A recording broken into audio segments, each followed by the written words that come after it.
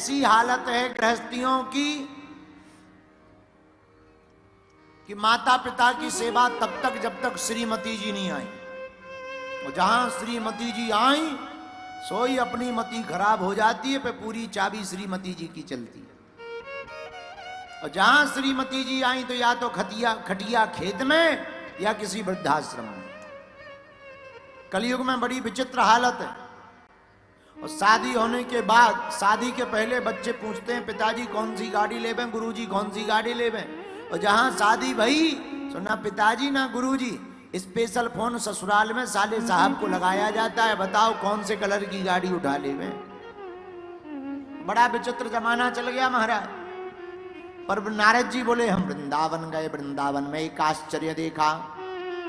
तत्राश्चर्यम मया दृष्टम श्रूयताम तन्मुनीश्वरः एका तु तरुणी तत्र निषन्ना खिन्नमानसः। एक स्त्री बैठी हुई है रोती हुई, कुछ स्त्रियां पानी पिला रही, कोई पंखा झला रही। नारद जी बोले हमें लगा बड़ी दुखी है, पूछ लें क्या बात।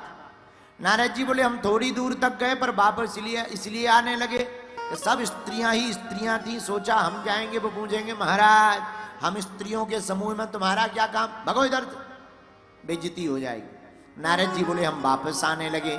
जैसे ही वापस आए सोई वो स्त्री चिल्लाई भो भो साधु क्षणम तिष्ठम मन चिंतानमपि नाशय दर्शनम तव लोकस्य सर्वताग हरम परम। ओ महाराज रुको रुको रुको, ओ महात्मा, संतों के तो दर्शन करने मात्र से ही दुख दूर हो जाते हैं, बोलो सीताराम। नारद जी बोले हम रुक गए। क्या बात, वाह तुम कौन हो देवी, तुम क्यों रो रही हो, क्या कारण है। काशी तुम काविमऊ, क्या कारण है, कहां से हो, क्यों रो रही हो। बद देवी साविस्तार्य स्वस्य दुखस्य कारणम, विस्तार पूर्वक अपना परिचय दीजिए, क्यों रो रही हैं बताइए। उस स्त्री ने अपना परिचय दिया।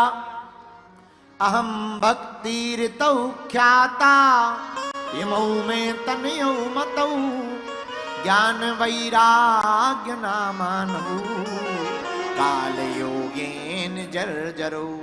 महाराज मेरा नाम भक्ति है, ये जो दो वृद्ध लेटे हुए हैं ये मेरे दोनों बेटे। नारद जी बोले बड़ी गजब की बात है, माता जी जवान है, बेटा बूढ़े हो गए, बड़ा गजब का जमाना है। महाराज मेरी भी यही हालत थी, पर वृंदावन में आकर मैं तो ठीक हो गई, पर मेरे बेटे दोनों अभी भी मूर्छित हैं, वृद्ध हैं। क्या कारण है, कलयुग का प्रभाव।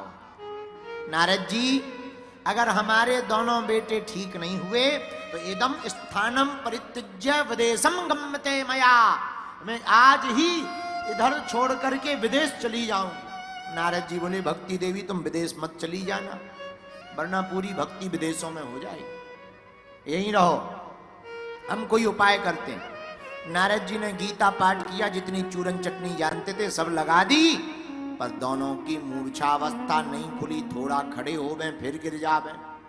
अब नारद जी परेशान हो गए, क्या किया जाए। तभी आकाशवाणी हुई, नारद जी इनको सत्संग सुनाओ, सत्संग से ही ज्ञान और वैराग्य दोनों उठेंगे। और आकाशवाणी बंद हो गई। नारद जी बोले बड़ी गजब की बात है, आकाशवाणी कह रही है सत्संग सुनाओ, पर ये नहीं बताया कौन सा सत्संग सुनाओ। भैया उसी चक्कर में हम बाहर निकल पड़े कि कोई तो बताए सत्संग कौन सा करना है, पर किसी ने नहीं बताया। जिस महात्मा के पास जावे और जहां हम अपना परिचय बतावे कि हम ब्रह्मा के पुत्र नारद जी हैं, ये पूछने आए कि सत्संग क्या है बताओ, तो कोई महात्मा कह दे हम तो मौनी बाबा हो गए, और कोई जवाब ही ना दे, कोई भग जावे, कोई कहे अरे महाराज आप इतने बड़े महात्मा हमसे पूछ रहे। तब चारों भाई सनत सनंदन सनातन सनत कुमार बोले नारद जी वो कोई और सत्संग नहीं है, उसी सत्संग का नाम श्रीमद् भागवत की कथा है। महाराज देर मत करो जल्दी सुनाओ। तो सभी ऋषि मुनि और नारद जी हरिद्वार में आ गए। हरिद्वार में बढ़िया गंगा के किनारे पर रेती पर का मंच बनाया। सनत सनंदन सनातन सनत कुमार कथा सुनाने बैठ गए। नारद जी श्रोता बन गए। देखते ही देखते भीड़ लगने लगी कथा में। जिन जिन ने भी सुना भागवत हो रही है, सब अपना काम धाम छोड़ करके भृगु वशिष्ठ चवनस्य गौतमो मेधातिथि देवल देवरातौ रामस तथा गादि सुतश्च साकलौ, सब ऋषि मुनि महात्मा, हनुमान जी महाराज, अर्जुन जी महाराज, प्रहलाद जी महाराज, भृगु जी महाराज, सब कथा में इकट्ठे होकर बैठने लगे। और जहां कथा प्रारंभ की, चारों भाइयों ने, सनत सनंदन सनातन सनत कुमार ने, सोरी भैया लीला हो गई। ताता थैया करते हुए भक्ति देवी अपने दोनों बेटों को लेकर के कथा में ही प्रकट हो गई। नारद जी हाथ जोड़ के बोले, महाराज सत्संग बड़ा प्यारा है, प्रत्यक्ष चमत्कार देख लिया, ज्ञान और वैराग्य की मूर्छा खुल गई, आपकी जय हो। मैं बोलो वृंदावन बिहारी लाल की, श्रीमद् भागवत महापुराण की जय हो।